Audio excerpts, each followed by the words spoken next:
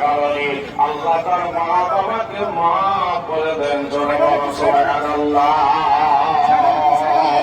এই হাদিসটি মনে হওয়ার সঙ্গে সঙ্গে আমি আল্লাহর কাছে কাঁদতে লাগলাম, আল্লাহ তোমার কথা উপস্থিত আছেন, তিনাকে আমন্ত্রণ করে আনা হয়েছে, তিনাকে বরণ করে নিচ্ছেন মাদ্রাসার সদস্য মোহাম্মদ আলী।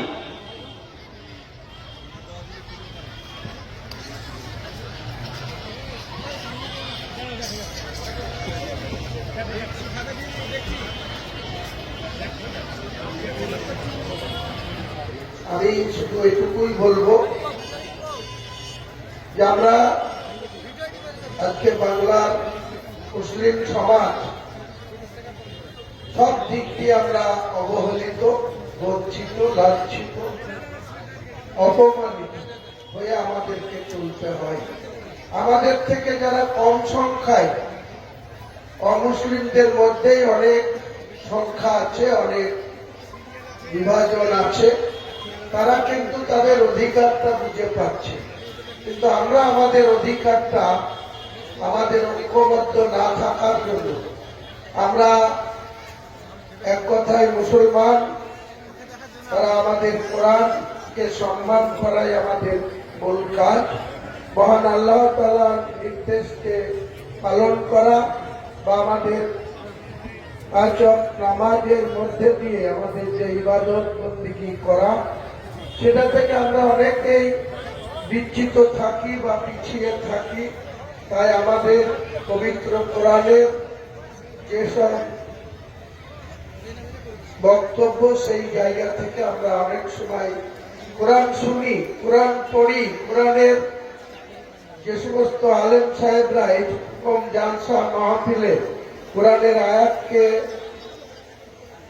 পড়ে তার ব্যাখ্যা করে যখন কথা বলে, তখন আমরা খুব মন দিয়ে শুনি, কিন্তু তারপরেই আমরা সেই সমস্ত মান্যতা দিই না বা আমরা সেটাকে অগ্রাহ্য করে অনেক কিছু মুনাফিকের কাজ করে বসি। তাই পবিত্র ইসলাম ধর্মাবলম্বী মানুষ হিসাবে ইসলাম ধর্ম মানুষের সর্বস্তরের মানুষের কাছে এটাই বলবো, আমরা আমাদের ধর্মকে শক্তিশালী রাখা মানে আমরা কোনো অমুসলিমের বিরোধিতা করা নয়। অমুসলিমরা তাদের ধর্মচারণ করবে, আমরা তাদের প্রতি শ্রদ্ধাশীল থাকবো, কিন্তু আমাদের ধর্মের প্রতি আমরা যেন পূর্ণাঙ্গ আস্থাশীল থাকি। মহান আল্লাহ তাআলা যেন আমাদেরকে সেটাই হৃদায়ত দেন। আমি এটুকুই আপনাদের কাছে ধরে, এরকম জালসা হয়, মাহফিল হয়, তা আজকে সেখানে আমাকে যেতে হবে, তাই আপনাদের কাছে আমি বেশিক্ষণ সময় দিতে পারছি না বা বসে থাকতেও পারবো না। আমি জালসা কমিটির সম্মানীয় সভাপতি এবং আমাদের মঞ্চে যে আলেম ওলামাগণ রয়েছেন, তেনাদের শ্রদ্ধা জানিয়ে, সালাম আদাব জানিয়ে, আমাদের মঞ্চের সামনে যারা আছেন, আমাদের পর্দার আড়ালের মধ্যে অনেক মা, বোন, বুবু, খালারা রয়েছেন, তাদের সকলকে ইচ্ছাদির মতো আমার সালাম আদাব জানিয়ে আমার বক্তব্য এখানে শেষ করলাম।